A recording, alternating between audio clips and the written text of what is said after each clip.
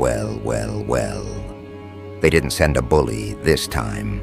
They didn't send brute force or loud intimidation. They didn't send someone who relied on presence alone. They sent a thinker, a strategist, someone trained to dismantle people quietly, someone whose weapon wasn't volume, but precision, someone who knew how to enter a conversation and leave you doubting your own thoughts, someone who studied patterns, behaviors, micro-reactions, someone whose job was to get inside your head, rearrange the furniture, and leave you living in a room that no longer felt like yours.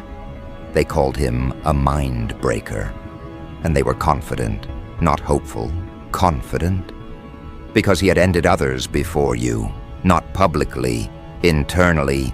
Careers stalled, voices softened, certainty eroded. People who once spoke clearly began second-guessing every sentence. That was his signature. He didn't destroy reputations. He rewired perception, and they thought you'd be no different. He arrived calm, polished, courteous in a way that felt measured, nothing wasted. Every word chosen like a chess move, made 3 turns in advance. He didn't threaten you. He didn't challenge you directly. He observed, listened, cataloged. He let others speak first while he mapped their weaknesses. He asked questions that seemed harmless but forced people to expose assumptions. He smiled when they over-explained. He nodded when they contradicted themselves. He never interrupted. He waited. He always waited. That patience had unmade people before, because waiting implies confidence, and confidence, when paired with intelligence, unsettles rooms. You noticed it immediately, not because you were intimidated, but because you recognized the pattern. The way his eyes tracked reactions instead of faces, the way he mirrored posture just long enough to build rapport, then subtly shifted to see who followed. The way his compliments were angled, never direct, always designed to create dependency. You'd seen this kind before. Not him specifically, but the function he served. A specialist trained to destabilize without leaving fingerprints. A person who wins by making others lose themselves. They expected you to engage, to defend, to clarify, to prove. That's how his work usually began.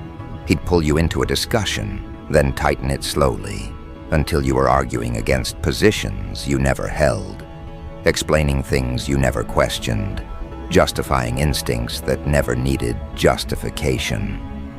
By the time people realized what happened, they were already compromised. But you didn't engage the way he expected. You didn't rush to answer. You didn't rush to correct him. When he asked questions designed to narrow you into a corner, you didn't step forward or back. You stayed where you were, present, grounded, unmoved. You answered simply, not vaguely, simply. No excess explanation, no defensive framing, no attempt to impress. You didn't chase his approval or resist his influence.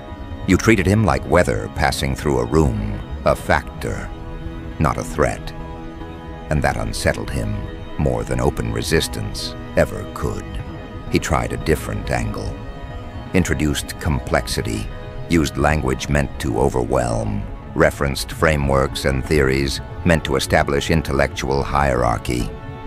He spoke quickly now, stacking concepts, watching for confusion. This usually worked. People tried to keep up. Their eyes would dart, their breathing would change, their confidence would leak out through their posture. But you didn't speed up or slow down. You didn't ask him to repeat himself. You didn't pretend to follow if you didn't need to. You listened, then responded to the core, not the performance around it. One sentence, clean, accurate, enough. It landed like a reset, not because it was clever, but because it was aligned. And alignment is disarming to people who rely on distortion.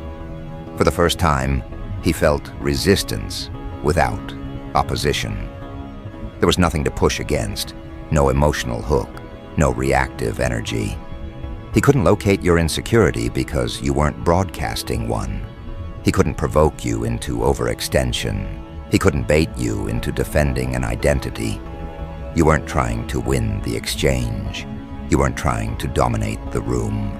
You weren't trying to be seen as intelligent. You were just there, fully.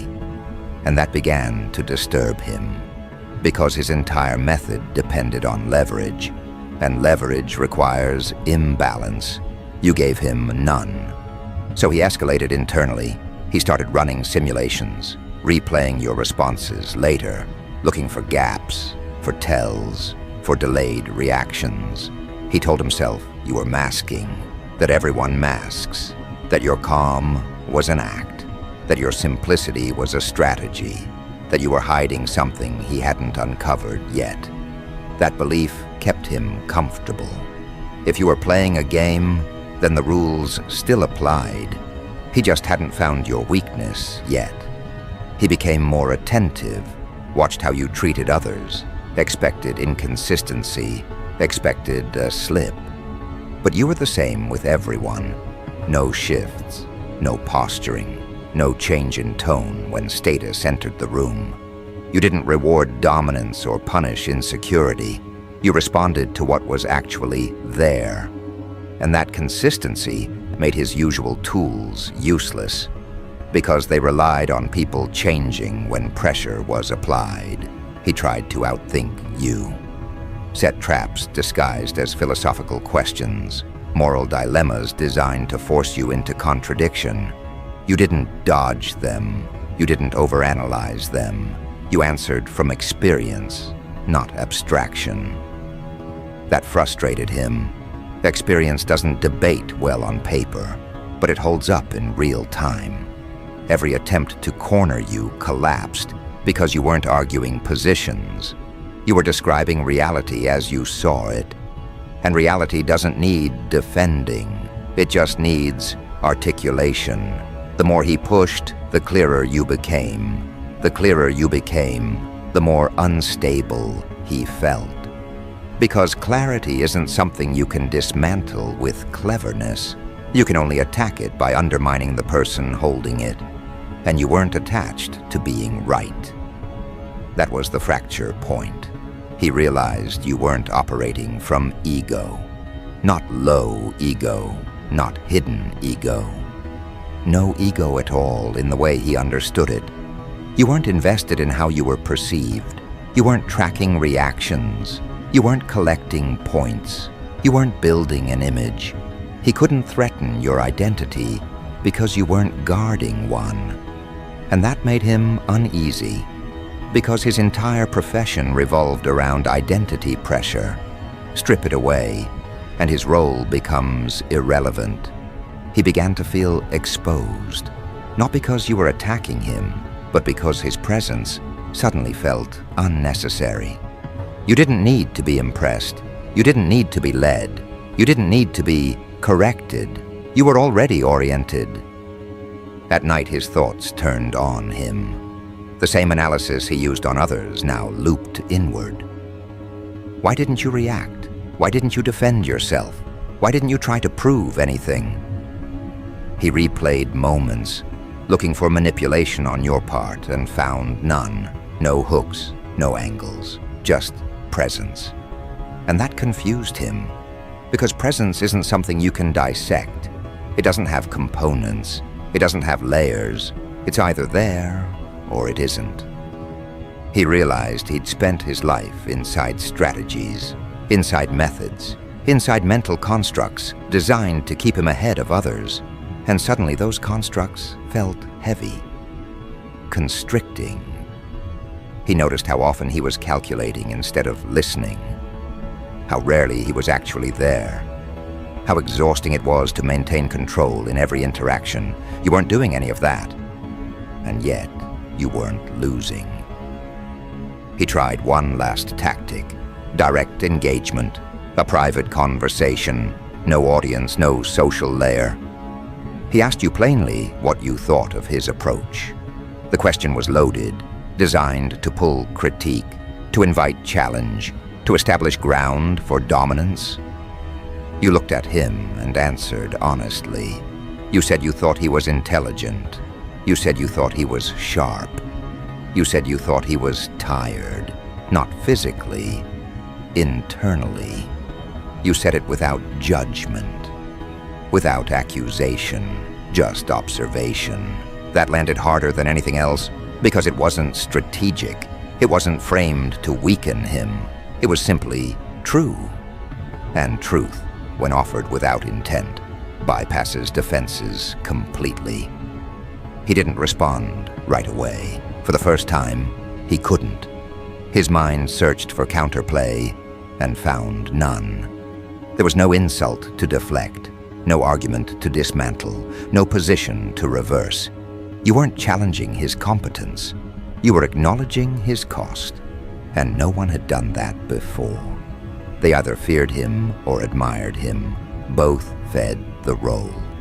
You saw past it, not because you were trying to expose him, but because you weren't distracted by the performance. You were responding to the human underneath. And that unsettled him deeply, because it suggested a possibility he hadn't considered, that all his intelligence, all his control, all his success might be compensating for something unresolved. He walked away that day with a disturbance he couldn't shake. Not anger, not resentment. A quiet unraveling. His thoughts began turning inward in ways he couldn't manage. The tools he used on others didn't work on himself. He could spot cognitive traps everywhere, except the one he was living in. He began questioning his methods, not their effectiveness, but their purpose.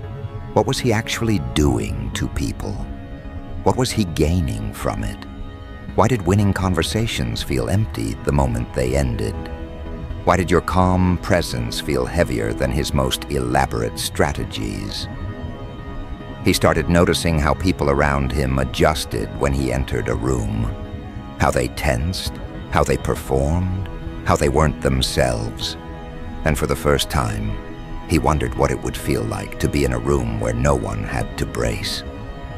You, meanwhile, continued as you always had.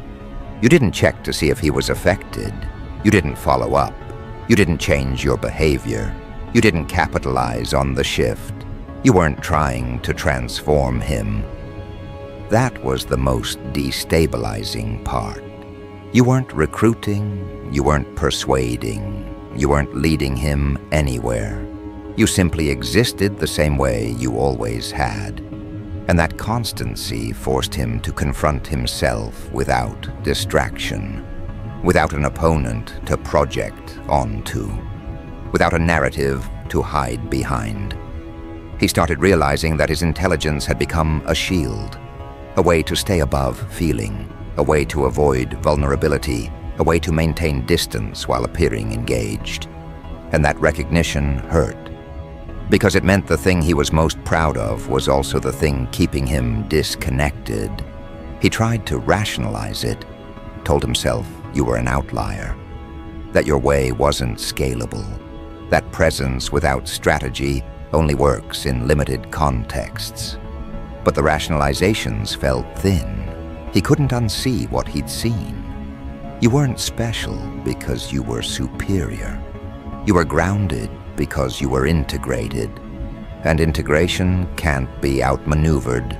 It doesn't compete. It doesn't escalate. It doesn't fragment under pressure. It absorbs and remains intact. That realization followed him everywhere. Into conversations, into meetings, into moments where he would normally assert control. He found himself pausing, listening longer, speaking less. Not because he was trying to change, but because the old reflexes felt wrong, heavy, out of alignment. They noticed. The people who sent him, the ones who relied on his precision, they sensed hesitation, a delay where there used to be certainty. They assumed fatigue, told him to refocus, to sharpen his edge, to reassert dominance. He nodded, said the right things, but internally, something had shifted. The edge felt blunt now, not ineffective, unnecessary.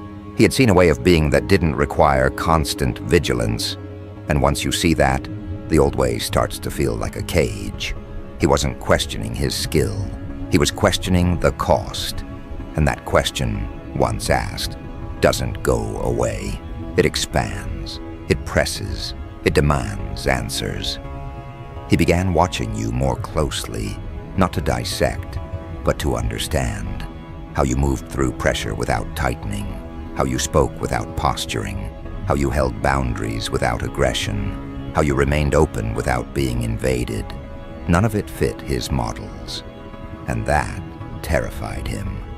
Because models are what kept him safe. Models allowed him to predict, to control, to stay ahead. You were unpredictable not because you were chaotic, but because you weren't operating from fear. And fear is what most predictions are built on. He started to realize that all his intelligence had been spent learning how to manage fear, not transcend it. And you weren't managing it at all. You were beyond it, not fearless, just unruled. By the time he understood what was happening, it was too late to reverse. The process had begun. Not an external collapse, but an internal reconfiguration. The questions were multiplying. The certainty was thinning. And the person they sent to dismantle you was now dismantling his own assumptions, piece by piece, whether he wanted to or not. He thought he was there to reset you. He didn't realize he was standing in the presence of something that would reset him. And as that realization started to settle, as the first layers of his identity loosened their grip, he felt the ground shift beneath him in a way that would carry him forward into a confrontation with himself he could no longer postpone. And that confrontation didn't arrive dramatically. There was no single moment where everything shattered at once, no public breakdown, no visible failure. What came instead was slower, far more unsettling, a quiet erosion, the kind that doesn't announce itself, but changes how weight is distributed inside you. He started noticing pauses where instinct used to be, spaces between thought and action that had never existed before. Moments where he would normally assert control, redirect conversation, dominate the narrative, and instead he hesitated, not out of fear, out of awareness. And that awareness felt dangerous, because it wasn't something he could turn off. He tried to drown it out by doubling down on what had always worked. Sharper analysis, more preparation, more mental rehearsal. He revisited old frameworks, refined his language, polished his delivery. He told himself he was recalibrating, that this was just refinement. But something was different. The tools still functioned, but they no longer satisfied. Each successful manipulation left a faint aftertaste he couldn't ignore, a sense of distance from himself, as if he were watching his own performance from the outside, aware of every move before he made it, yet unable to feel present inside it. That detachment unnerved him more than failure ever had. He began to realize that his intelligence had always moved ahead of his body, ahead of his emotions, ahead of his lived experience. He could explain anything, deconstruct anything, outsmart anyone. But he couldn't sit with himself without reaching for strategy. And now, after encountering you, that gap was exposed. You didn't live ahead of yourself. You lived inside yourself, fully. And the difference between those two states was no longer theoretical. He could feel it, in his chest, in his breath, in the way his thoughts no longer felt anchored. At first, he told no one. This kind of disturbance doesn't get shared easily, especially by someone whose identity is built on mastery. He maintained the surface, the same composure, the same sharpness. But internally, questions kept rising without his permission. Not abstract questions, personal ones. Why was he always scanning for advantage? Why did stillness feel threatening?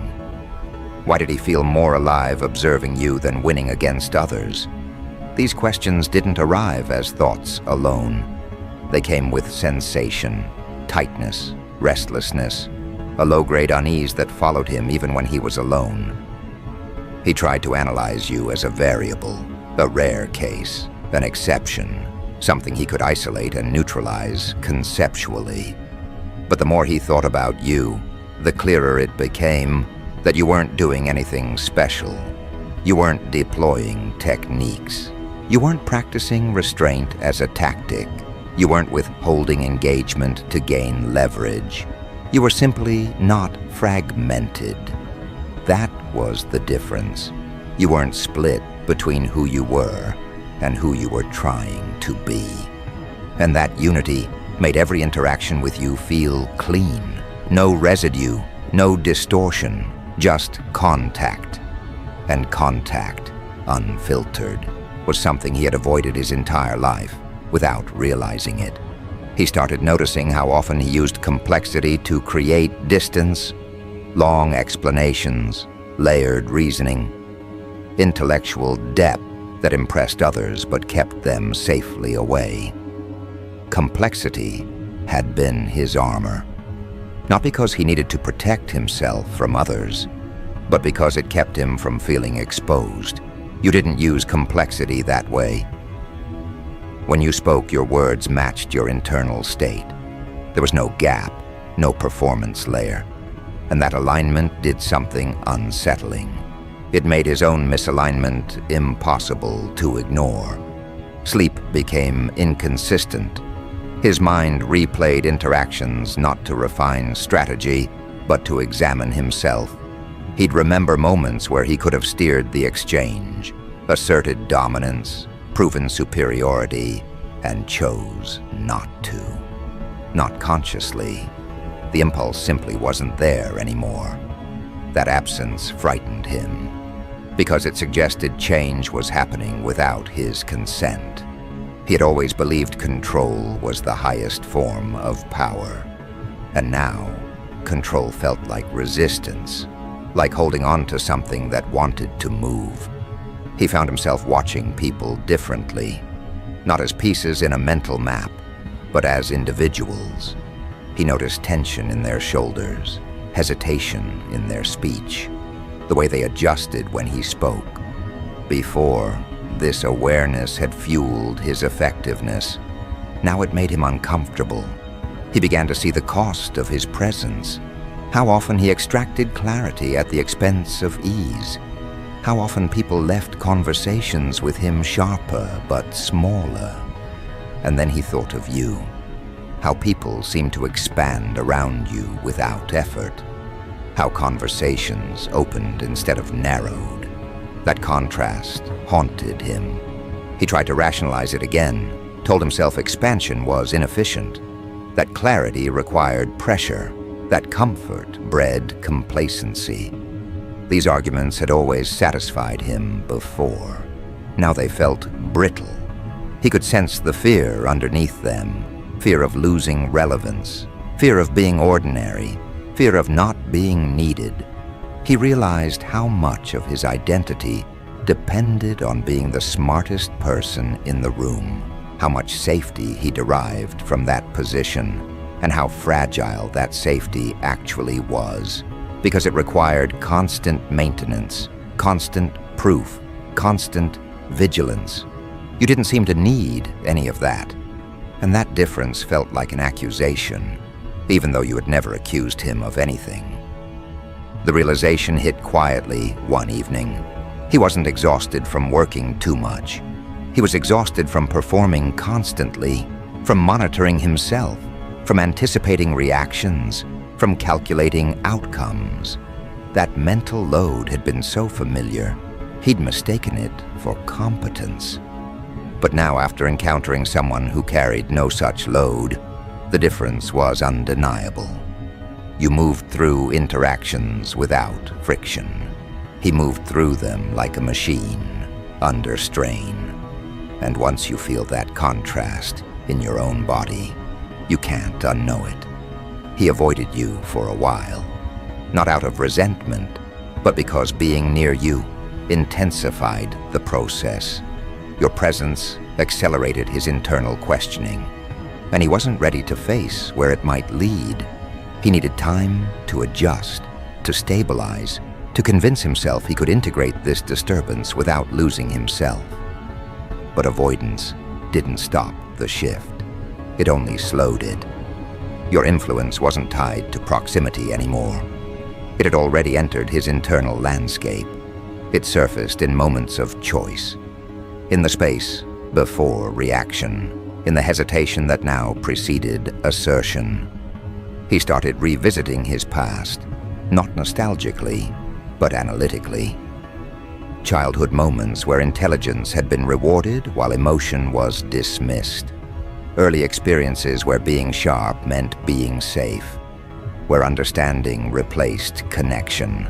He saw how early it had begun, how quickly he learned to stay ahead rather than stay present, how being admired for his mind became a substitute for being known as a person.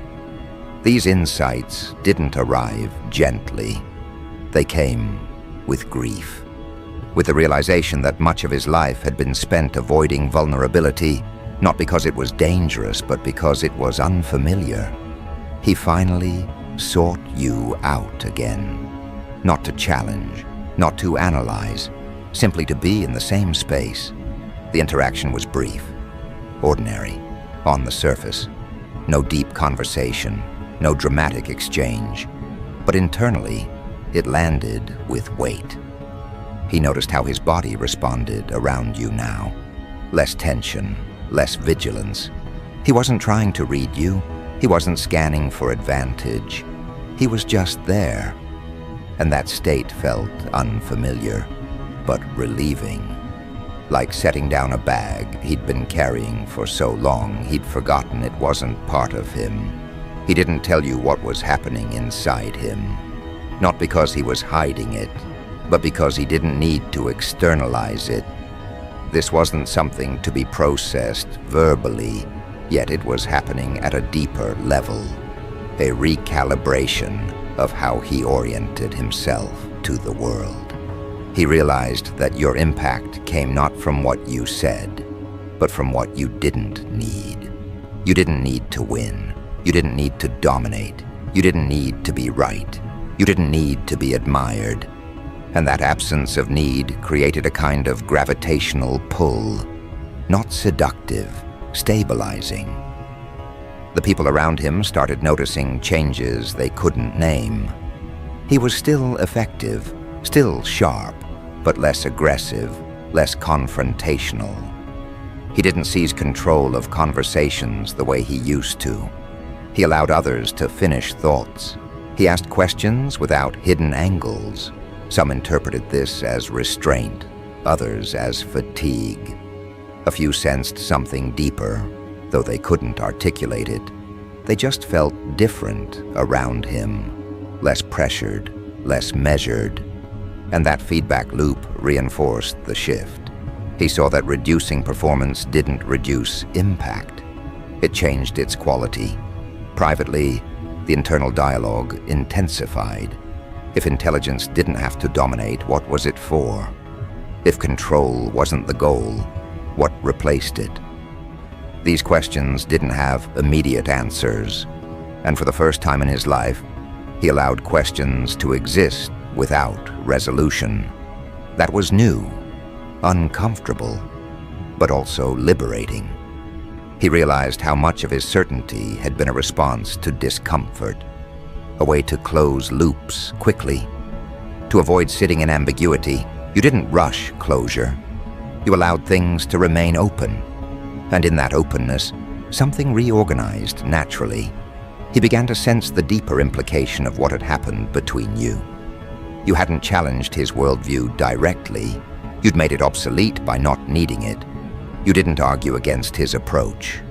You demonstrated another orientation so complete that argument became unnecessary. And that was the real disruption, not intellectual defeat. Existential displacement. The ground he'd been standing on was still there, but it no longer felt like home. And ahead of him, there was no clear path yet. Just space. Space he'd avoided his entire life. That space frightened him. But it also called to him. Because in that space, there was no role to maintain, no image to project, no hierarchy to navigate. Just presence, just being. He didn't know how to live there yet, but he could feel that staying where he was would now require effort.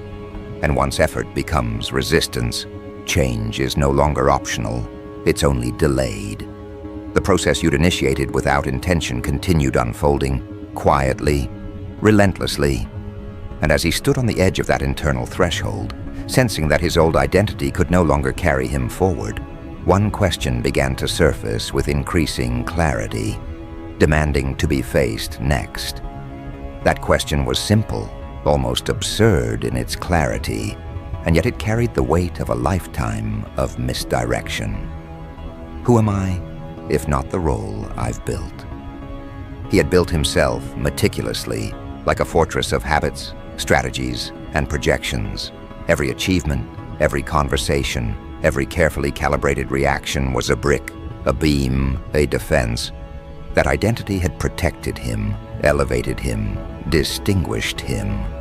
But now he could feel the mortar loosening, the beams creaking under the weight of presence he had never allowed himself to inhabit.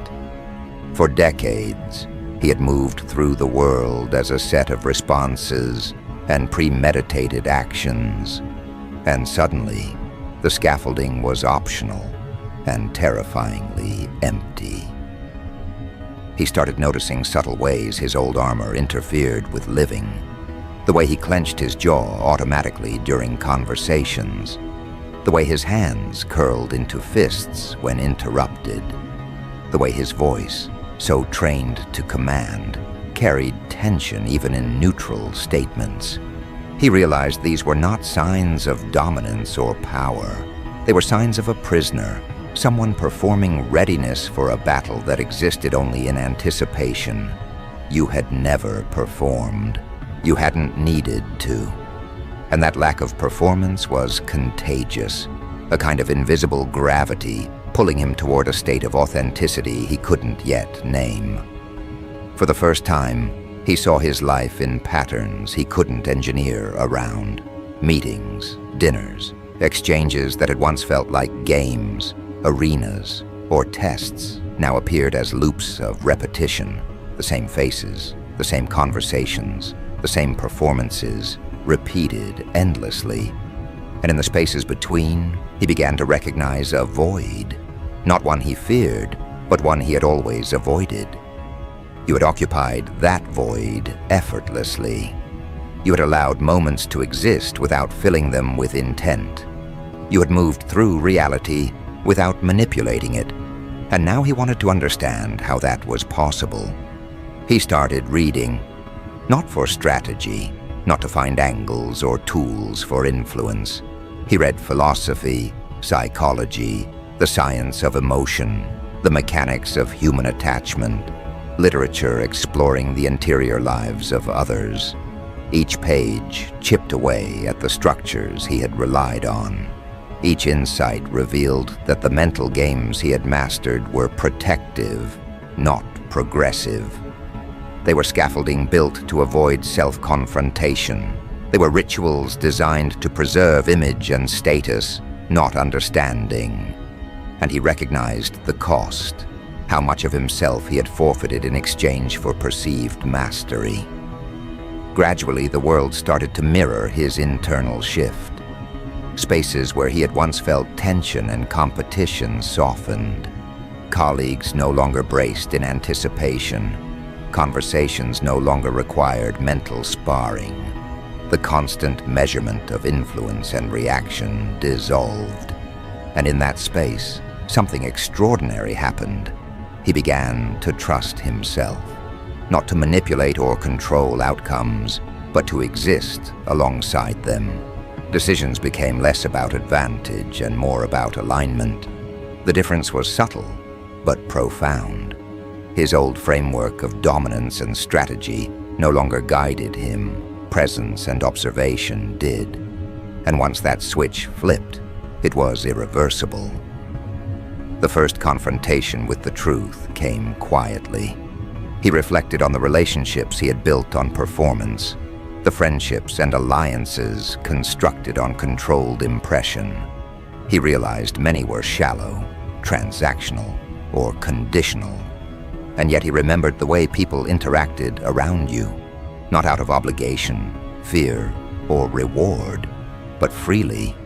They were responsive to your presence, not defensive against it.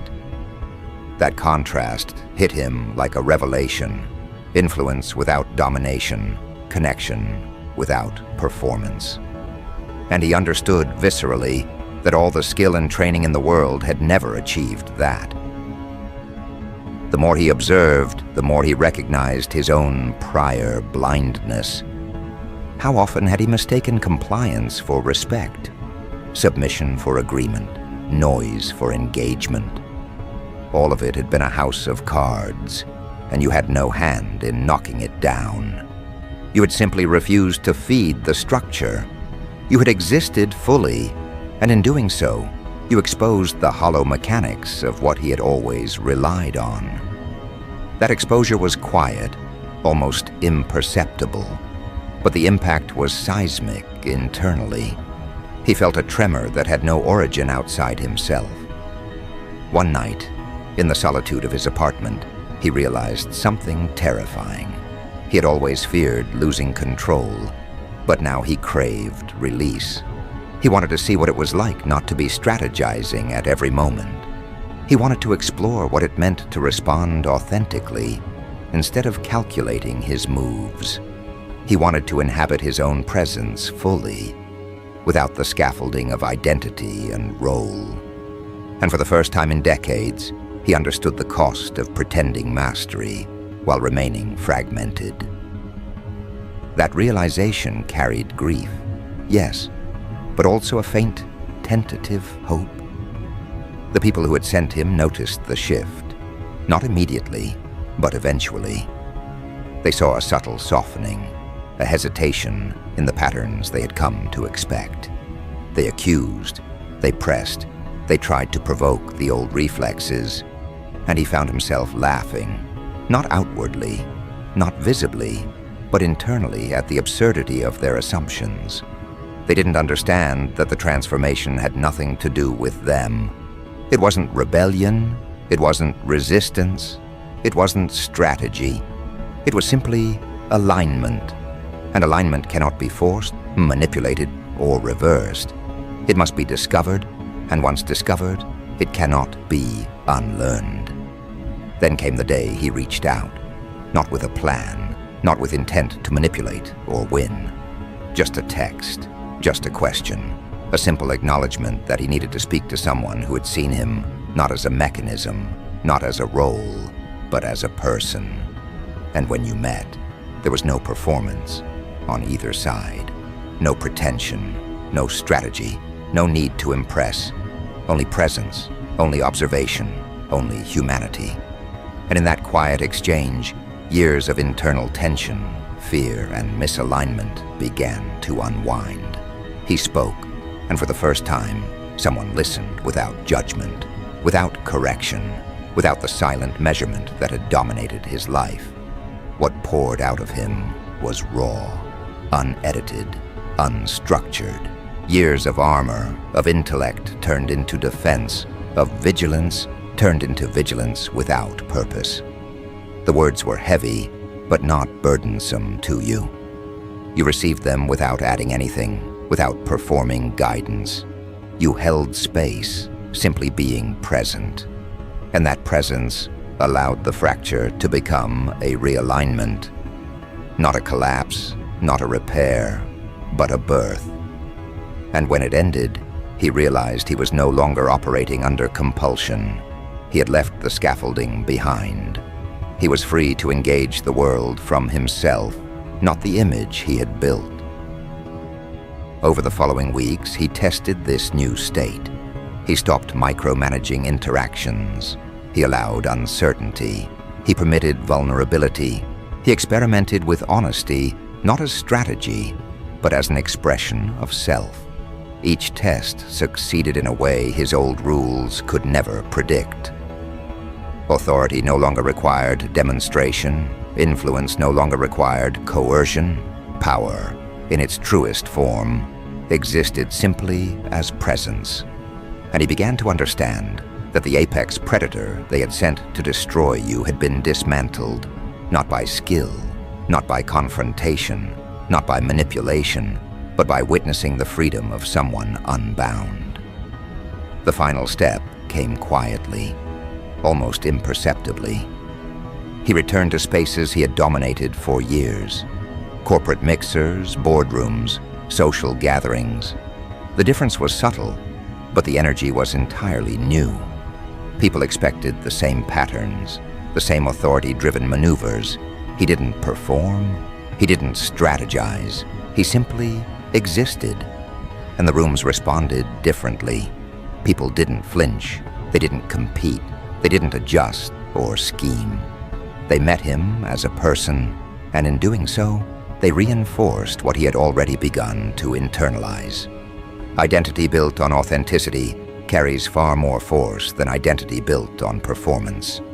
Eventually, he found you again in one of those rooms, and this time, the exchange was brief. Words were unnecessary. A glance, a recognition, a subtle nod.